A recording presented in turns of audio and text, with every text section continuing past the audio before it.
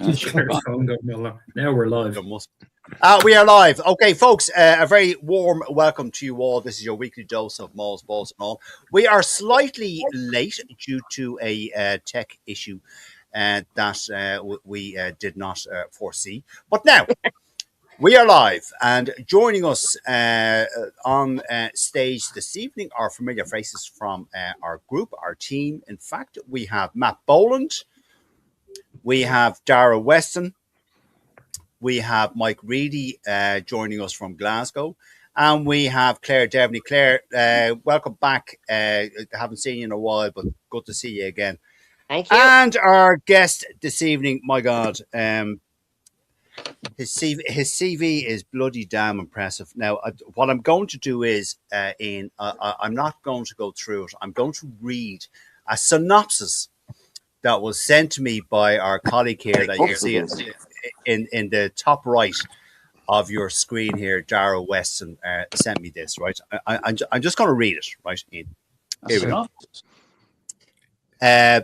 He said about you, Ian.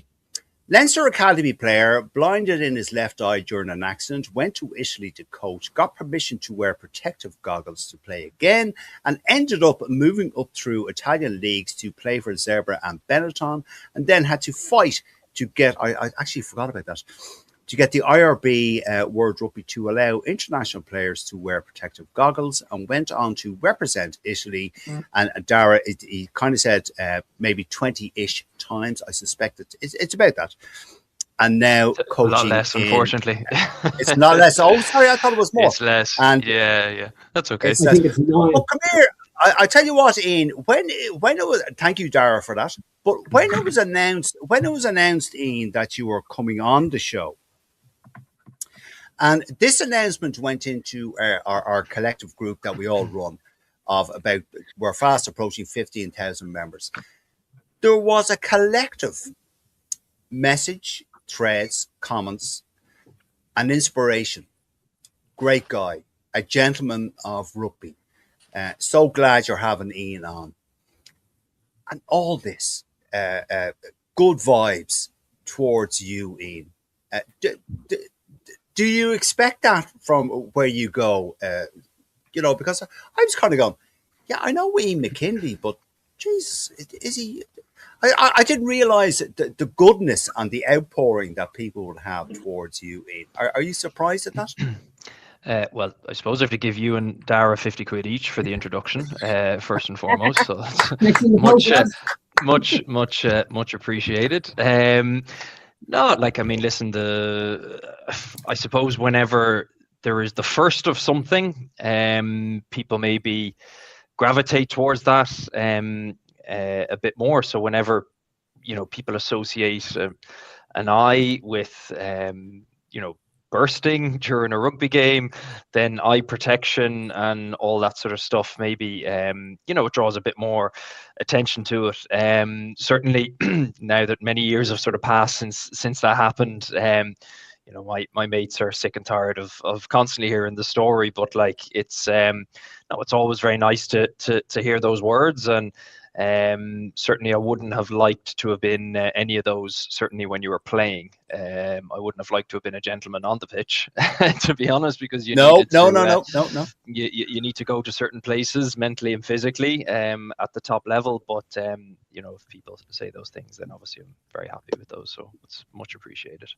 Well, we understand completely, because all of us here have played the game. Except for Mike, he was in Twickenham once, so he claimed he knows about the game. So,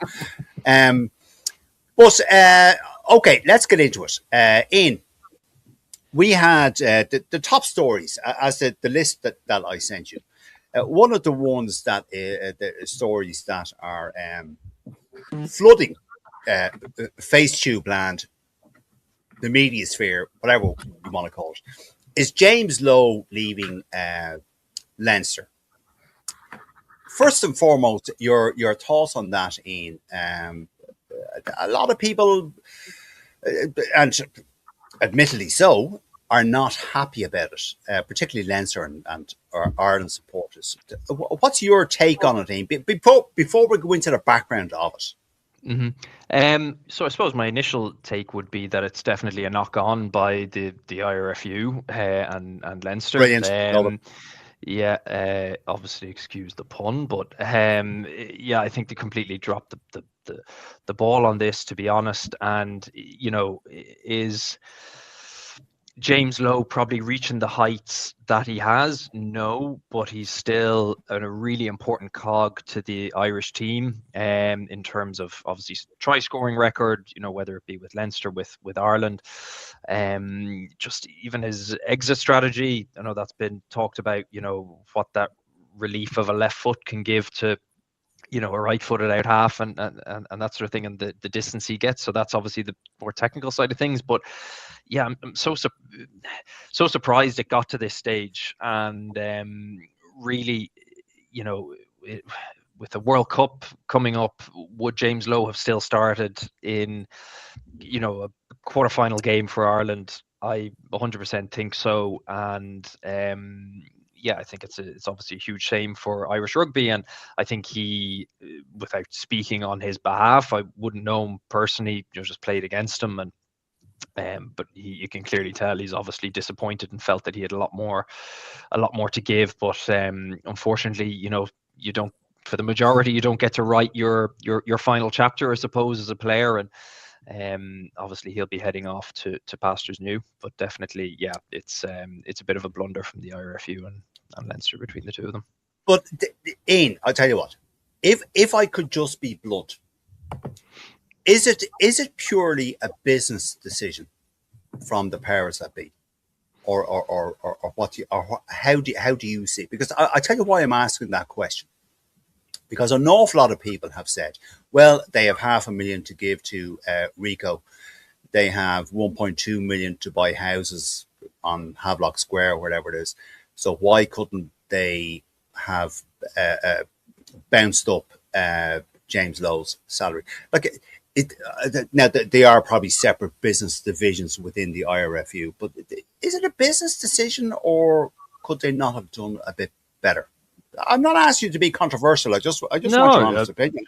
Yeah, well, I mean, could they have done better? Yeah, I think that's, saying that they've really let the ball drop on this. Is it a financial decision? No, I don't think so. I think if you want to keep a player, you'll find a solution ultimately. Without obviously knowing the full story, I mean, there must obviously have been some serious disconnect between Leinster and the IRFU in this particular decision, because I'm sure Andy Farrell would still want him to be involved. And in some ways, again, I'm just sort of hypothetically thinking here, yes. Farrell, probably stepped in, and obviously something just hasn't happened, and I'm surprised that it's actually this is sort of happening so late into the season as well. Like normally a lot of the contracts are tied up well before Christmas even, so, or even just after Christmas time. So yeah, financial, it's not a financial decision, because you'll find it there. So what else does that point to? So yeah, it's a really tricky one. Like, it is a really tricky one. I mean, you also don't know what goes on behind the scenes. I mean, if I'm to give, not likening certainly my situation to James Lowe, but certainly with the Italian Federation, I remember he came back from the pre-World Cup 2019 stuff, and you just get after a couple of months of not, sort of, my situation was slightly different, but not being picked as you were previously, and then ultimately you're just told, well, the Federation are looking at players that are 30 years or younger, so they're just going to go into a younger, putting all their focus on the younger generation, which you can, that you can understand, but it certainly comes as a shock, and this has all just seemed like it's come as a shock, particularly to James Lowe himself. So I don't have an answer as to where the actual disconnect is, but I think it is clear and obvious that there has been a disconnect, and that would seem to be between the IRFU and Leinster on this. Okay, just a comment in here, Ian, from one of our commentators, one of our regular viewers, Bev Anne Marie. Welcome, Ian. I would just like to say thank you for sharing your story. It's heartbreaking, but I'm so glad you could still play rugby after fighting for disability rights, which you shouldn't have had to fight for in the first place. Cheers, Bev. There you go. I think that's a nice comment from Bevan. Gregor Galway also says here in Bevan Murray Burke, my inspiration for wearing goggles, I'd say, in rugby. Thanks, Gregor. Nice. Well, look, cheers. You see, this is what I said to you at the outset, Ian. You're an inspiration. I mean, listen. What I always say is that, and not to be too cheesy about things, but like we all have our own stories and our own individual story, and we've ups and downs in life. And I certainly wouldn't have, I wouldn't have been able to have achieved half the stuff post injury if it wasn't for my network of people around me. So that's obviously the big part of the story. But yeah, I mean, it's always humbling and lovely to get messages like that, So, but you see, I tell you what, though, Ian. I tell you what. Sorry, Claire, just one sec. I tell you what, though, Ian. One of the main points about where the inspiration comes from, and now, look, there are a few. When you retired, Mikey, all right there? Yeah, I'm just plugging in my phone. It seems to be going low. All right, you want to do that now? Yeah, okay. You okay now? Yeah, go ahead. Go on. Okay, grand. Oh, thanks, Mike. Ian, one of the things was that when you left Leinster Rugby after you got the horrific injury to your eye, that people just thought that was it. That's the end of Ian McKinley. That's it. But you reinvented yourself, and I think that's where. Now, I know you wrote a book. Now, unfortunately, I can't say I read your book. I know of it. It's a disgrace. It's a disgrace. I know. I'm sorry. He's going to go out and buy it tomorrow, Ian, so the money will be on its way to you. That's okay. It's still meant to be a very good Christmas present, and I think as the years go on, the price is gradually getting lower and lower. So it's a bargain, apparently. But anyway, but thank you, Ian. But the point I was going to make was the fact that you came back after retirement. I think that's where the inspiration for an awful lot of people has come from, and the admiration for what you have achieved since your apparent retirement from after you played for Leinster Rugby, because people thought that, well, we're not going to see Ian again. That's him, gone. But yet you refused to sit down and you stood up and you bloody went for it, and you went for it in a bloody great way. And that's what I'd say to you, why people are saying you're an inspiration. Yeah, like it's again, honestly, if it wasn't for my family, like for those that do know or maybe don't know, like my brother, big part of the story and how he sort of generated the whole momentum into finding out about the rugby goggles and eye protection and all that sort of stuff. And then sort of as you dig deeper, you find certain gaps in legislation and all these different things. So yeah, listen, it's was it easy? Absolutely not. Like trying to play professional rugby with no vision in your left eye, and you're playing out half. Like firstly, trying to get signed by a professional team whenever I suppose, when they say, what are your weaknesses? And you say, well, yeah, I'm blind in my left eye, wear goggles, my depth perception is not great, struggle in the rain, struggle in the sun whenever wearing the goggles. It's not really the best proposition, is it? So yeah. There's a huge amount of people that took a leap of faith in their judgment as well, because you have to remember, like, coaches have their jobs on the line. I mean, it's a bit like a roller coaster at the moment or like even a yo-yo, the amount of coaching positions that are changing. So you have to take your hat off to anyone that I suppose took a gamble on me. But on the flip side of that is that you wanted it to, any sort of decision on starting or anything was on merit, and you never wanted anything given to you easy, and certainly pro rugby is not easy. You have to fight for every inch, and Leinster would have even seen that last week against the Stormers. Like, it's every game is difficult, but you didn't want any sympathy. You didn't want any here's a guy that has a disability, but sure, we'll let him go in for a try. You didn't want that sort of special treatment. No, that's fair enough. And come here. No, come here. No. I totally appreciate the point you're making. And the last thing, Ian, and I will end it on this because I don't want to harp on about it, but it's something that bugged me when I read about your on your Wikipedia page, that you had to go and battle, or maybe it was your brother, as you mentioned, for you to wear the goggles. I mean, surely to Christ, that must have been frustrating or something. Now, and we'll end it on this. Was that something that that must have been extremely frustrating? Yeah, I suppose if you want the full details, go get the book, is what I say to you. But I'll give you the very shortened version. Yeah, I mean, please do. Yeah, I suppose the frustrating thing was that all the obstacles were actually off the field, and you would have thought, well, actually, all the obstacles should be on the field in terms of how's your confidence going to be in terms of taking contact again? How's your hand-eye coordination? How are you going to be able to kick again if you're left-footed but you can't see out of your left eye? Your spiral kick, your Wilkinson, O'Gara, now Prendergast, famous spiral kick, which was your favorite kick. You can't see the ball properly.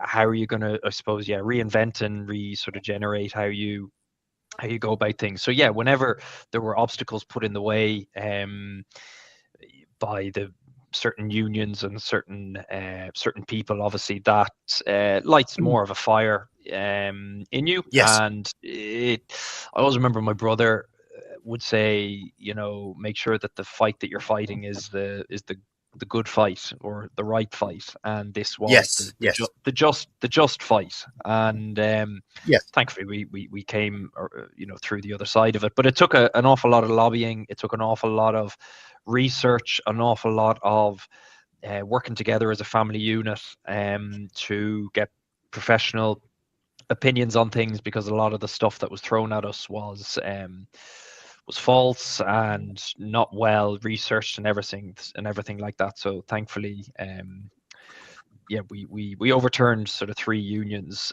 decision, which enabled me, I suppose, to go and play professionally. Because on top of the, you're out half, you're half blind, goggle wearing, if you can't play in all European countries, that's obviously not great as well. Yes, you can't play 1 week in Italy and then the following week play a game against Toulouse in Toulouse and not be eligible to be picked for that based on a disability. So thankfully that got turned. No, I think it's a fantastic story. You also had one of the fastest change.org petitions, over 10,000 signatures in 24 hours. I tell you, Yeah, I'm very grateful to every person that signed up. I think we got around 13,000 at the end of it. But it obviously struck within 24 hours. It was the fastest growing change.org petition at the time. Yeah. No, that's amazing, and it sort of, now that I'm in the sort of visually impaired space, like, you do realize actually the amount of people that either themselves have a visual impairment or they know someone. So it obviously struck a chord with a lot of people, and maybe the sort of David versus Goliath image maybe came through for people. But I'm sure, and I make reference to this any sort of delivery I do.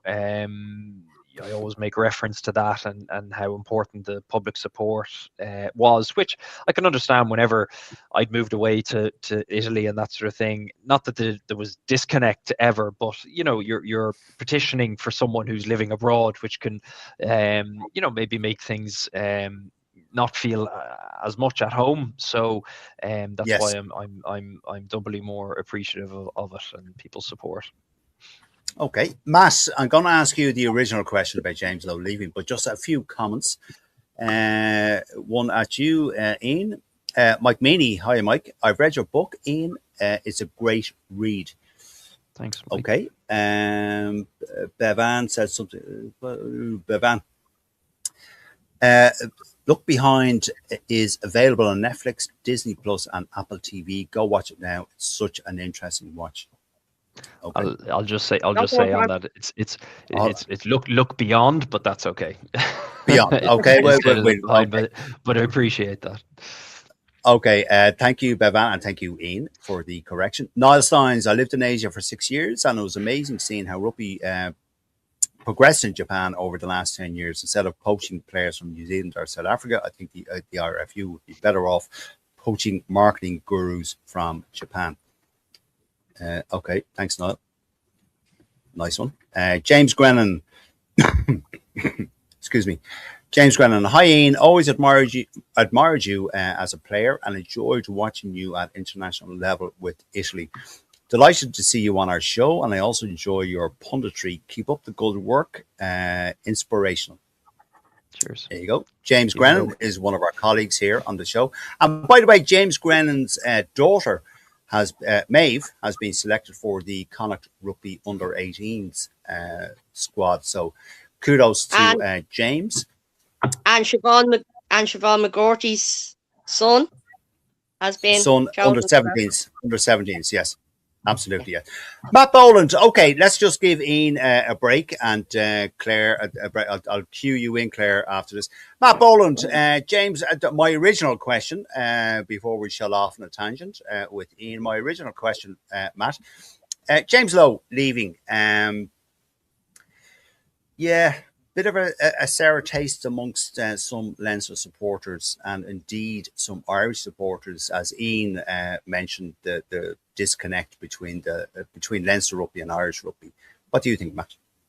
Yeah, Ian said it perfectly. It was a complete knock on by the unions. Do you know what I mean? Like, love that phrase. It was just, whether it was pun intended or not, it was just a perfect description of it, because it's an absolute blunder. I mean, we all spoke about why he wasn't given a central contract before now anyway, and maybe if he had been given a central contract, we wouldn't be having this conversation right now, because he'd be still playing here. But look, whatever's gone on, there's obviously something happened.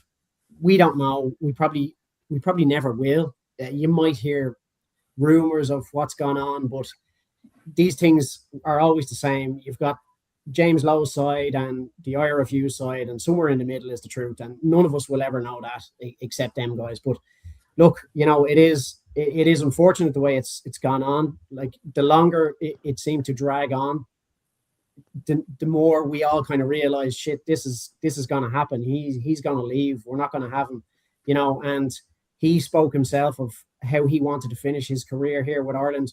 He thought the World Cup in 27 was his North Star, his goal of what he wanted to achieve. And look, as Ian rightly said, like, rugby it's a tough, cruel sport, and nobody ever gets their fairy tale ending. It's just a shame that it was just taken out of his hands, that, like so many other things with injuries and all that sort of stuff. But yeah, look, it's a massive drop ball by everyone involved, and for whatever reason, they only have themselves to blame, and nobody can actually blame James for going, because he has his family to think about and he has to do what's right for him. But no doubt we'll see him again back here in the future. Hopefully he'll come back to live here, and maybe he'll be part of something in the future, coaching or whatever. I don't know, but best of luck to him. Well, he is an Irish citizen, Matt. So yeah, well, he is. Yeah, and his kids were born here, as far as I know. So hopefully, hopefully he'll come back. All right, Dara Weston, your thoughts on the whole James Lowe thing? If I had a yellow card, I'd be holding it up, because I think not only is it a knock on, it's a deliberate knock on by the IRFU. So if we're to believe reports, well, it's not reports, as a matter of fact, Lowe was on a 1+1 contract. So he was on a two individual 1-year contracts to bring him up to the World Cup. Yeah. Apparently, the IRFU decided at some stage in the last couple of months, must have been fairly late, they weren't going to actually offer him the second 1-year contract. Then they came back within a week, supposedly, and said, we will offer you that 1-year contract, but it's for half the amount we originally had.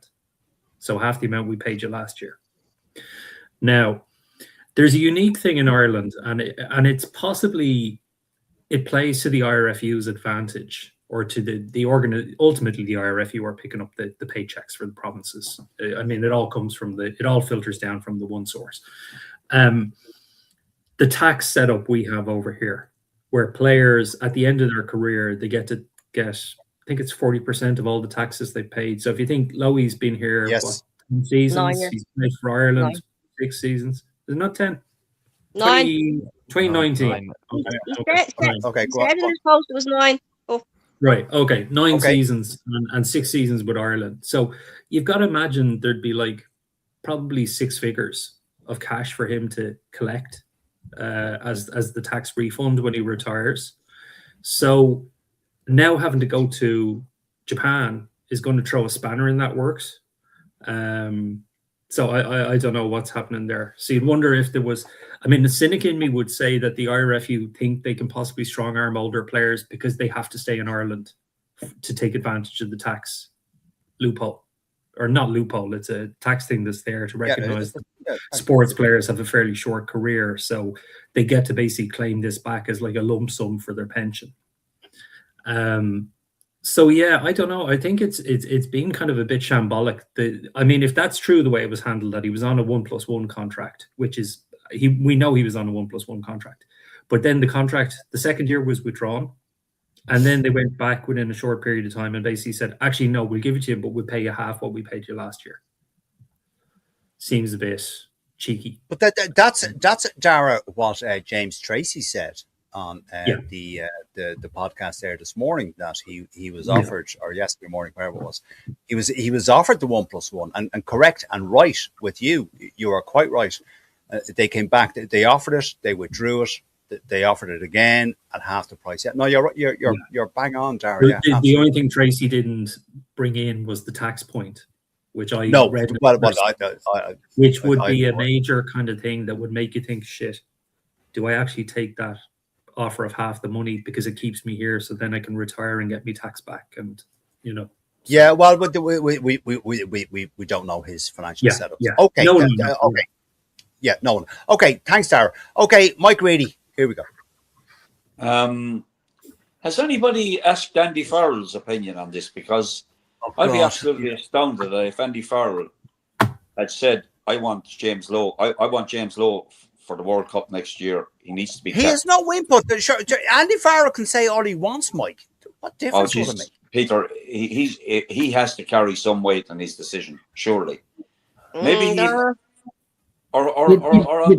maybe he said James Lowe is not really in my plans. Who knows though? Do we know? No, Mike. Sorry, Mike. Sorry to cut across you. Okay, Andy Farrell does not pay James Lowe's wages. I know he doesn't pay his wages, but if he said he wanted him to stay, he'd put pressure on the IRFU to fucking give him the contract. Yeah, I know. No, I don't think I don't know that would hold water. What I'd imagine, Mike, is it's like Andy Farrell's like the president or the Taoiseach or the prime minister or whatever, and the IRFU are the civil servants. Ultimately, all the decisions get made by the civil servants. Andy Farrell would say who he wants, but ultimately all the work in the background gets done by the civil servants. So it'd be the IRFU that do all the day-to-day work. Yeah. Was there any offer to James Lowe from any of the other provinces to stay in Ireland to collect his windfall from the tax rebate? We will never know. I think like everybody else, it's a poor decision, because he still has something to offer. There's no doubt about that. And like his inspiration on the actual with the other players is massive, and it's horrific the way they've handled it, and it seems really amateurish the way it has come out, because it's dragged on right to the very last minute, and basically he's been left high and dry, so he had to make a decision himself. It's poor. It really is poor the way it's transpired, but. I don't know. I'd be interested in what Andy Farrell had to think. If Andy Farrell had said to the IRFU, maybe James Lowe is not going to figure, then they're not going to give him a fucking contract, are they? I don't think that would have mattered at all, Mike. Really, to be honest with you. But I take your point. Claire, your last opinion on this, and then we're going to move on to something else. He was screwed over. He was screwed over by the IRFU. Let's be honest. And why it was, as Ian pointed out, or I'm not sure if it was Ian or Matt pointed out, why it was let drag on so long. Like, we're in June. It was June when it was announced. That should have been wrapped up many, many months ago. That was Ian who said that. Okay, let's move on. Bevan has a comment here. Probably agreeing with you, Mike. Andy Farrell said he wants to keep James in the media, but it lies with David Humphreys and the higher ups in the IRFU on who they want, and they don't care to look at Ruth Pienaar, for example, wanted to stay, and the IRFU said no. I remember that, Bevan. Ruth was slightly different because he was NIQ. True. He wasn't qualified. So yeah, true. Mark Noonan, a fine Munster man. Hiya, Mark. Hi, Ian. Brilliant to have you on. I lived in Italy for a few years. You were there much longer. What part of Italian culture do you still miss most now that you're back living in Ireland? And do you go back often? Grazie. Are you living here, Ian? Or are you in Italy? Last year I was traveling back and forth. I was actually coaching back in Italy last year, but I live up in Ulster. That's where my wife is from. So I'm about 30 minutes north of Belfast, as we are speaking right now. Mark has something to do with the Ulster Supporters Club, isn't he? Munster even. So what Mark has asked there, he said. Mark said you were there much longer. What part of Italian culture do you still miss most? Weather.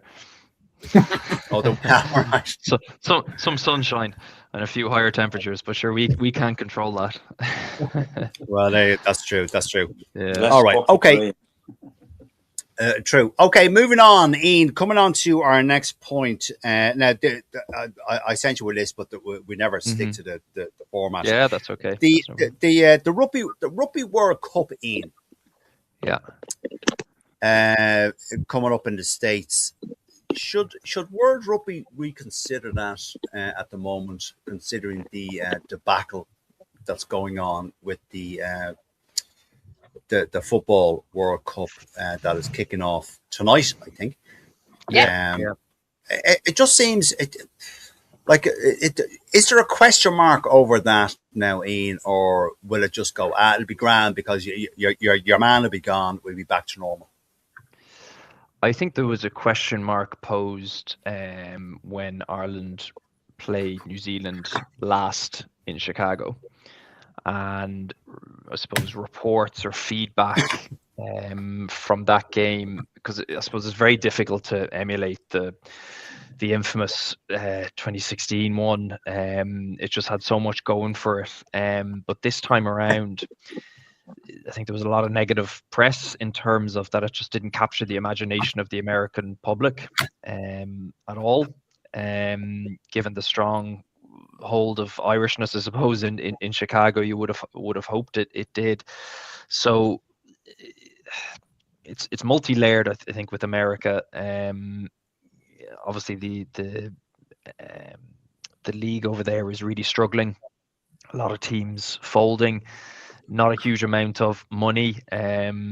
When I just happened to, I suppose, tune into about 5 minutes, I had to head out for one of my son's primary school events, but I managed to catch about 5-10 minutes of the football coverage, and sort of the first few minutes of that was occupied by all the visas and struggling to get in. And you're talking about a political issue rather than the sporting issue. So will that drag on to America? Listen, America's a sleeping giant.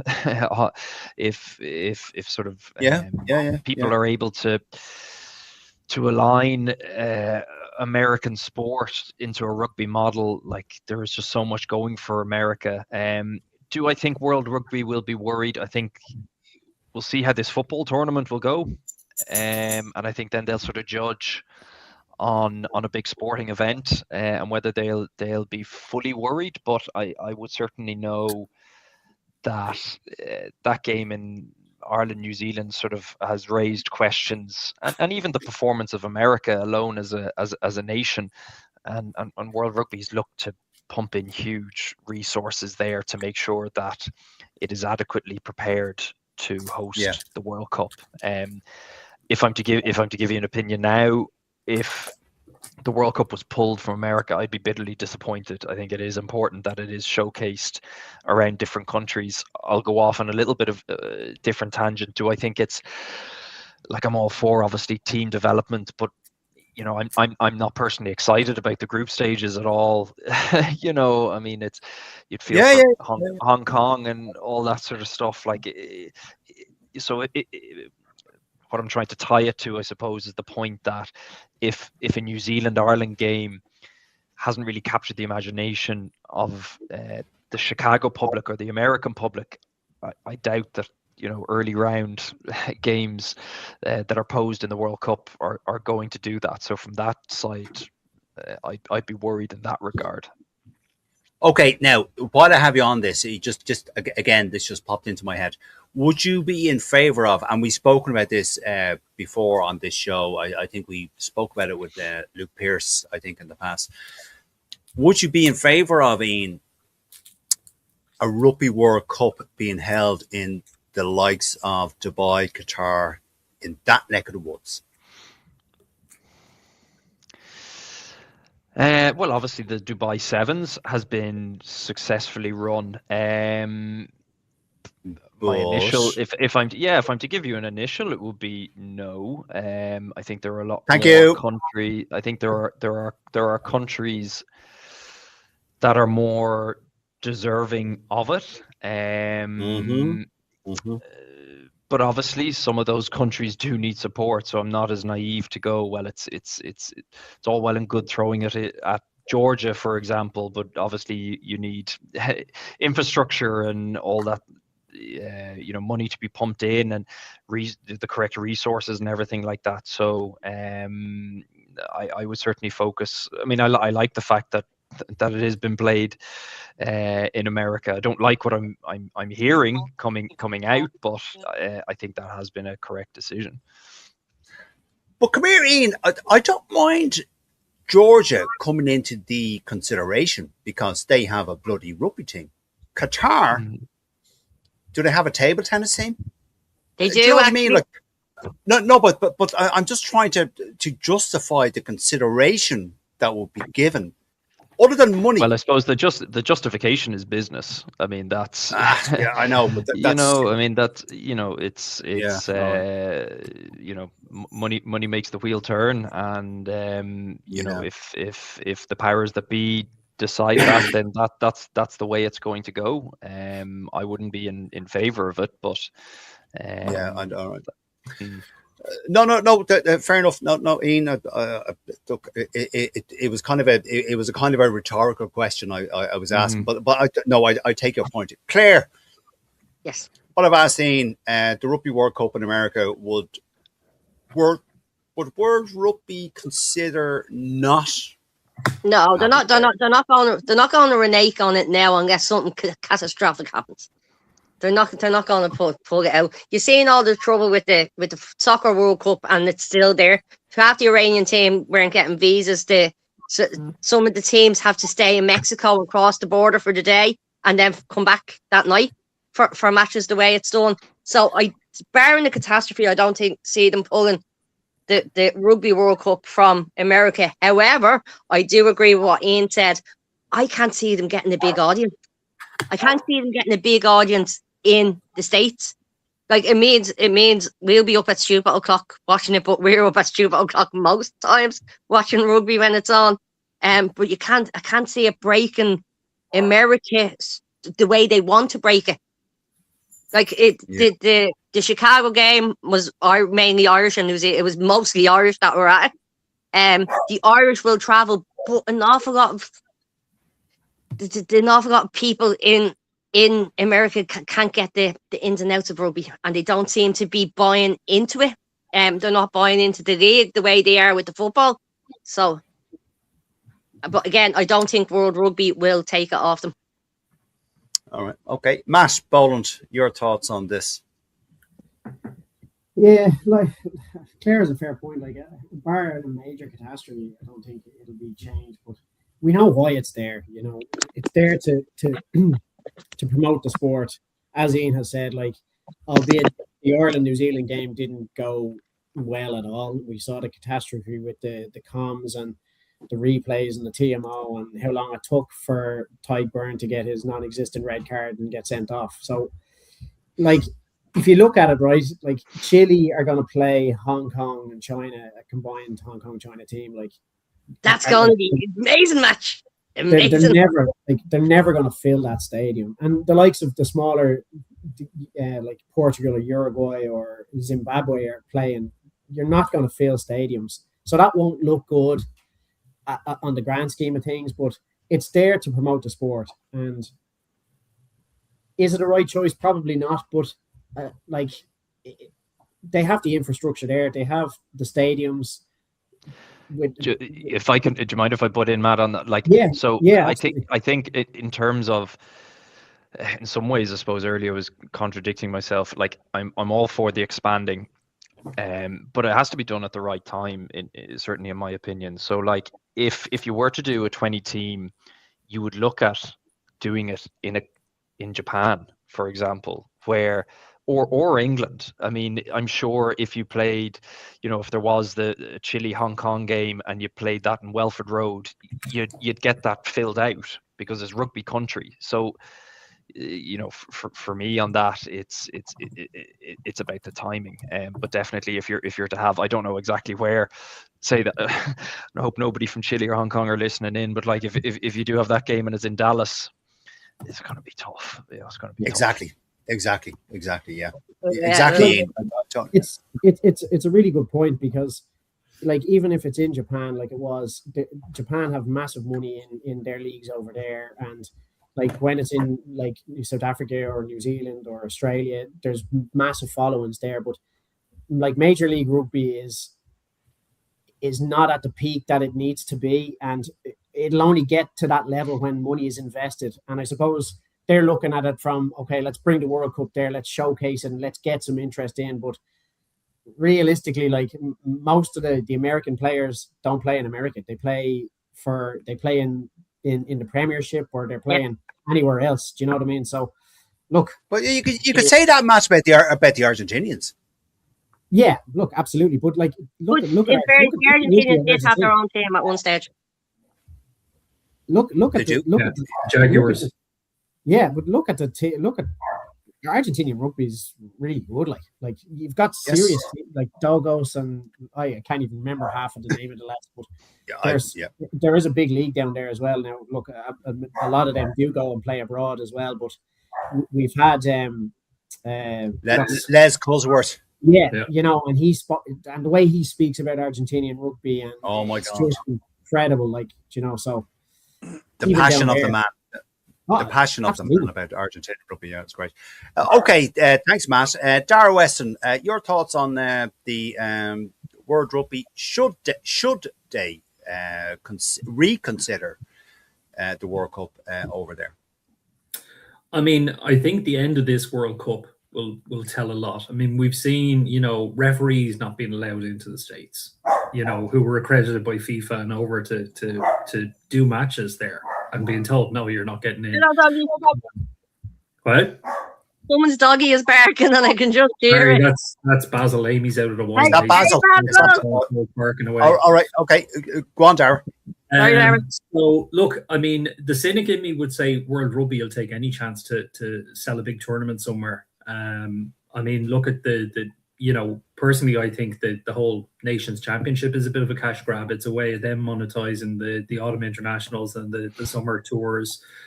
And okay, while the final is in Twickenham this year, or the Allianz Stadium, you can guarantee, sponsored by Qatar Airways, it'll find its way to Doha in a couple of years. So yeah, I mean, obviously they'd have the money to say, listen, we'll take the World Cup. We have all the stadiums and everything. We'll give you 20 million for it. Is that fine? Yeah. Okay, cool. Here you go. But then, like, we should be in the queue for the World Cup now, because we haven't had one in so long. I mean, it was, I think, 99 when we shared the one with England, Scotland, Wales. But somewhere like, I mean, you were talking about Georgia there, Spain and Portugal. there's two nations that are coming up, and they have no shortage of soccer stadiums, massive stadiums that could easily be converted for Rugby World Cup purposes. Yeah, good point. So Good you know, I mean, and you know, even they have Italy. the infrastructure there as well from all the tourists going over. So you know, I'll would be throw bad. in. I'll throw in Italy as well. Oh yeah, for that definitely, as yeah. well, because Yeah, even, Italy. no, but even just because Italy recently has like hosted the Under-20 World Cup. Now I know that's not on the same scale, but it's just interesting how World Rugby always go to Italy for the Under-20 World Cup. Yeah, that's true. That's very true. Yes. Yeah. I'd say Yeah, just you'll know obviously that I have a brother and sister who live in the north of Italy, and like rugby tends to be very much around the north, and so I think if Italy get it, it will be maybe something with France as well. You know, south of France, northern Italy, just to kind of to tie it all in there together. But maybe so. Okay. Thank you, gentlemen and ladies. Mike Reedy, your thoughts on this before we move on to our next point, because we're fast running out of time. Mike Reedy, the States, should World Rugby, as I've asked everyone, should World Rugby reconsider the World Cup in America? I think World Rugby will be looking with a bated breath to see how this Football World Cup transpires, because right at this moment it's an absolute shambles, and it has the potential to be a complete and utter fucking disaster, all led by the commander-in-chief. But anyway, the problem for staging World Cups going forward is countries with the actual infrastructure. America is a country with substantial infrastructure to hold such tournaments. I don't think Ireland is in a position anymore. The tournament has outgrown that. No, we're not. We're not. And also even New Zealand have said they'll probably never be able to stage the World Cup again. South Africa. So we're kind of running out of venues. You know, England, France, America has their infrastructure. Australia will have it. So going forward, it's going to be probably held over shared nations rather than one nation. But Mike, let me ask you before we move on. Should World Rugby, and it was kind of touched on from what Ian said, and Claire and Matt and Dara, should World Rugby then not consider,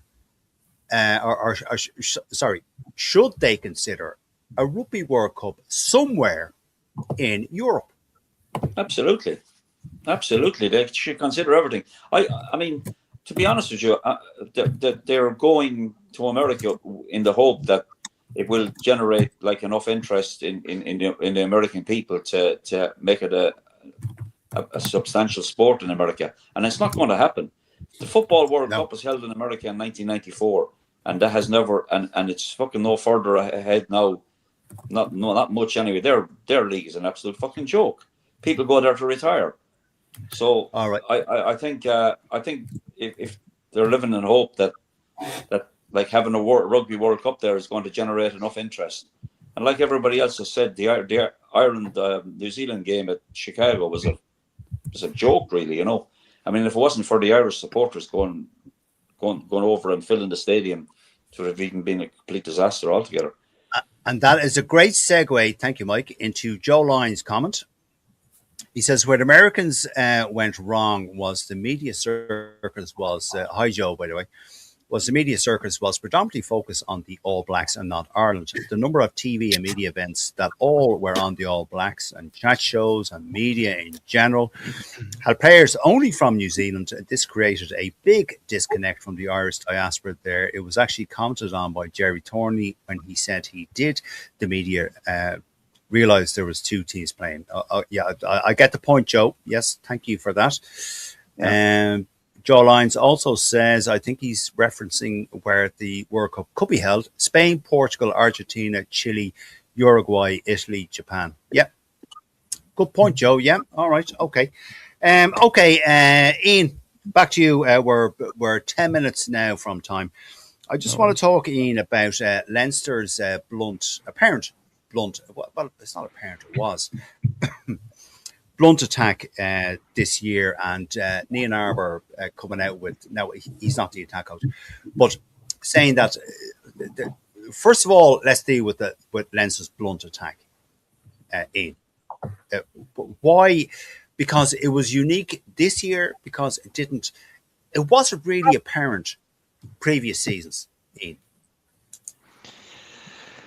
Yeah, I think there's a couple of factors. I think this doesn't fall all on the shoulders of Tyler Blayendal, I can tell you that. But No. I think, again, only knowing him from playing against him, he does seem kind of, I suppose, by the book and quite robotic in maybe some of the responses he gives, at half time and that sort of thing. And that sort of, sometimes it feels like that in the Leinster attack. Stats aren't everything. If you are to look at some of the stats, and like Leinster are pretty good with tries scored and points scored and all that.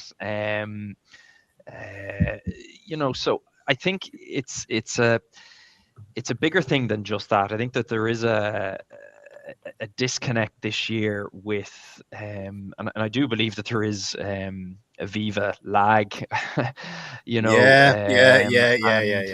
It's in some ways, I think it's just, in some ways, it's seeped in to the whole setup, I suppose, and it just sort of feels that way. And in some ways, I was actually really happy watching the Stormers game, because it got into a proper arm wrestle, and Leinster did show courage in that game. I mean, it wasn't all easy stuff like it was against the Lions the previous week. So I think the I won't say issue, because I mean, still got to a European final, still a chance to go for the URC final. 10 years ago, people were biting their arm off to be in two finals. Expectations have obviously shifted, and that comes with professionalism and performance and everything. But I think it goes a bit beyond that, and for me, just as, I suppose, as someone who sits back and watches Leinster, it's just there just seems to be a flatness with everything, and in some ways it stems with even just the ever presence of the Aviva, and the lack of, or maybe just playing there so much over the last few years. I mean, constantly finishing up in the top. It doesn't have that sort of big match feel anymore. Like there's nothing more exciting, I suppose, playing in a stadium of 15,000 and it's packed out, and then all of a sudden you get moved to a bigger game, of 40, 50,000, and that something big is happening. Whereas if it's on rinse and repeat at the moment, you sort of get into that sort of rhythm and that sort of habit. Then obviously when you read 20,000 coming up to Croke Park, I think I saw someone say, what is it? Put the 82,000, so 60,000 to go or whatever, So we shall talk about that now in just 1 second, Ian. 1 second. Go on, Claire. Sorry, go on. Thanks, Ian. Go on, Claire. Just like what Ian said, one of the games a couple of weeks ago, 9,800 people at the game. The following week, I was at that game. There wasn't 9,000. There wasn't it? Well, did it look less? I will admit I wasn't there, and as a season ticket holder, I wasn't, because I've had a couple of things on. But looking at it, even like when you sent me, it was like, oh my god, where is everyone? Like it was, the kickoff was so late. It was an 8:30, I think, was kickoff. 8 o'clock kickoff, yeah. Or 8 o'clock kickoff. So I mean, the game didn't finish. No trains. No trains. Hold on. Go on, Derek. Go on, Derek. Yeah. Claire was saying no trains. It was such a late start. It was the usual where Iron Road Aaron decided they would stop the dart on one half of the city. So I think the darts only went to Connolly, and then that was it. You had to make your own way to Lansdowne.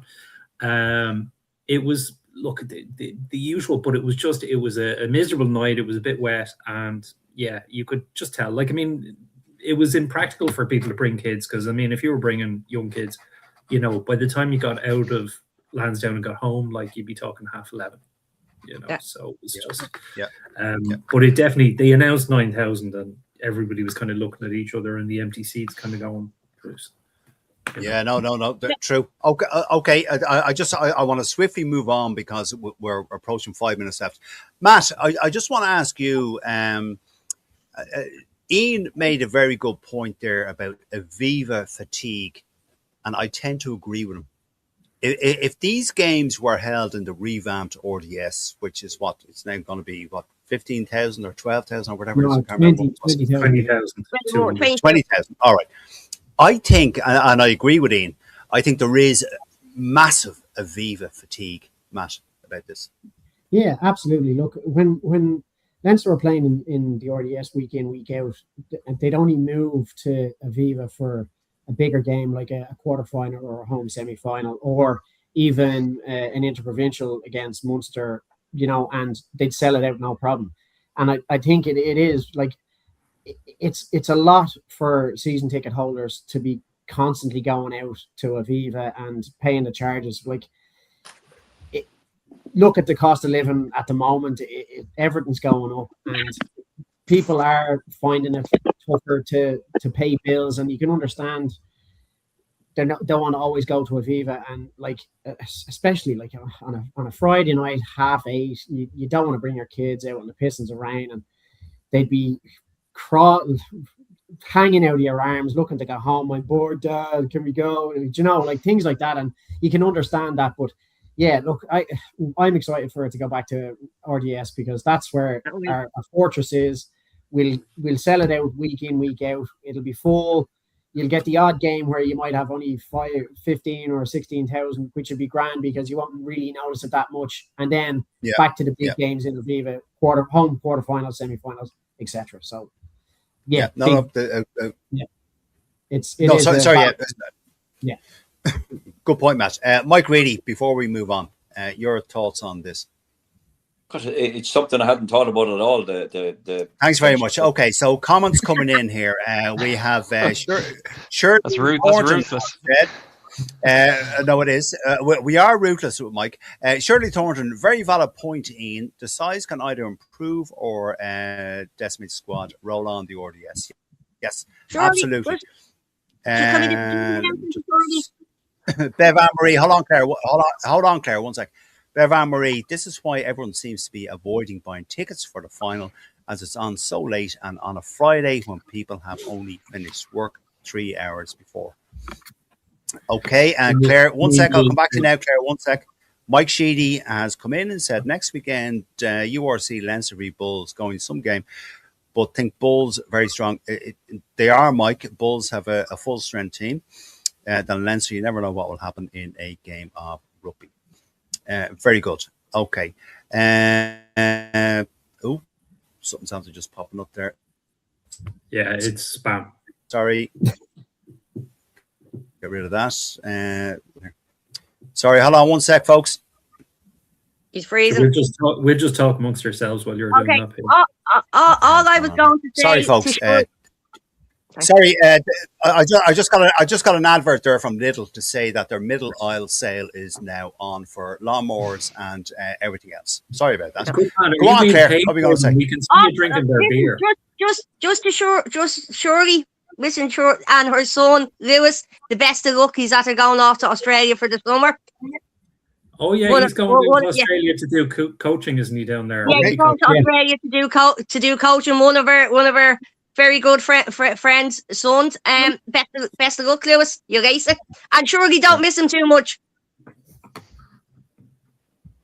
There you go. All right. No, I will send Shirley and Lewis a message. Thank you for that, Claire. Thank you for that. On Bedman's point, Peter, the reason it's on a Friday evening is literally it's the only time that was available. Metallica have got the Aviva for Friday and I think Sunday. Yeah. And so the only other, because it's a URC final, even though it's not an Irish team playing a South African team, we're not going to have like 40,000 Safas coming up. But I think it has to be at least 60,000 capacity to host the final. So the only other one was Croker. And Croker has a match, I think, on Sunday. So the only time we could play was a Saturday. So the only time we could play was Friday evening. So they can get the pitch back for the game the following day. Yeah. Okay. Let's I want to talk about, I know it's not on this weekend, but let's talk about the URC final, as mentioned. Ian, I'm going to leave you last, your opinion last on this. You'll be the last voice on the show. No problem. So, Matt Boland, I'm coming to you. Let's talk about the URC final. We have Leinster up against a full-strength Bulls team, apparently. Matt, who's winning or losing that one? Oh, look, it's gonna be a very tough game, and I think in Leinster's favour, I think that tough semi final against Stormers will do them all the favours because they'll be kind of war attrition, they'll be battle ready. Bulls are going to bring a very physical pack. I think we want to try and keep away from scrums as much as possible. If we can do all that, if we can just keep our composure, keep our discipline, we have every chance of winning this game. But it's going to be a hard slog, and they're going to have to fight to the bitter end, no doubt about it. There's going to have to be an extra push and an extra focus to get over this team. But it's not beyond them, it really isn't. But do you think it's going to be? Will it be a one-score game, Matt? Absolutely. I don't think it's going to be it'll be so tight. It'll be edge of your seat stuff. Last couple of minutes, last 10, 15 minutes will be the deciding. All right. Okay. Thanks, Matt. Dara Wesson, I believe you're going to it. I am. Yeah. Look, it's going to be a tough match. I think it's kind of make or break. There's a fairly tired atmosphere, I think, in the fans, amongst the fans, that kind of like the last 6 years. What have we come away with, really? We've had so many chances in Europe and we've just always fallen short. And part of that is, look, are we, this year has been good in my opinion because Leinster have had a tougher run of things. We haven't automatically finished top of the URC, things like that. Things have been a bit more challenging. I think some previous years we've been a bit complacent because we've just not really had the competition. But yeah, it'll be a tough match, and I'd say if they get 20,000 people at it, I'd say that'll probably be it. I'd say it'll be about a quarter full, which would be a real shame, being honest. Yeah, it will. But I would agree with Dara, Matt. To be honest with you, I think that 20,000. I think that's 25. I'd say 25. 25. Yeah, maybe. Mike Reedy, your thoughts on the URC final? Who's winning? Who's losing? Go ahead. Well, it's a massive final for Leinster, to be honest. There's absolutely no doubt about it. They'll probably have to play better than they did against the Stormers. I mean, the Bulls are coming into this. This is the last 3 times they've been in the final. They've been beaten by Glasgow, Munster, and Leinster. So that they want retaliation for all 3, like quarter, semis, and now the final. The Bulls are a different entity to the Stormers, right enough. They have some better individuals, I think, than the Stormers. Like, they have 2 rapid wingers. They have an unbelievably strong pack. But if Leinster front up like they did, the actual Stormers game, the way it went, they had to fight. They had to fight tooth and nail, like, to get the result in the end. The Stormers came back in and it looked like they were going to steal it. But fair play to Leinster, by the way, they fucking ground it out, and that's grinding it out now is probably more important than the Lions game. Running away with that. So they show they can win the game in that fashion as well. They will have to play well. They'll absolutely no doubt about that. But so will the Bulls. They know they're in for a tough one, and it's a shame that, in a way, that it's at Croke Park, because it's going to be fucking mostly empty, isn't it? Which is a shame, and it's going to affect the atmosphere. And I think a big atmosphere would have probably helped Leinster more. Yeah. No, very true, Mike. Very true, Mike. I'll be honest. I think I really hope for Irish rugby. How can Leinster do it? We need this. Irish rugby needs this fucking injection. By the way, it does. So well, and an Irish team winning in Croke Park, more absolutely. We're winning anywhere, but beating them fucking stuff. Okay. No. Thanks, Mike. Claire, your thoughts on this? Yeah, so as long as they don't remember, was it but Mornay Stain in the dying minutes of the semi-final in the RDS got the penalty, and Betless in the semi-final a couple of years ago. As long as that doesn't happen again, yeah. It's going to be a tough game. It's a tough game because I was saying all season, last year, the year before, we were winning pretty, and then we lost when it came to the semi-finals and the finals. This year we've lost a few. We've ground out wins. So hopefully this will be the year that we'll in the final. It's going to be a tough game. And it's like 20, if we get 25,000 people in Crow Park, that's going to be a push. Like, Yeah. at this stage, it's game fatigue. You had the end of the URC, then you had Champions Cup quarterfinals, then you had Champions Cup semi-finals, Champions Cup finals, URC quarterfinals, URC semi-finals, on a time when season ticket holders are in the middle of renewing their season tickets.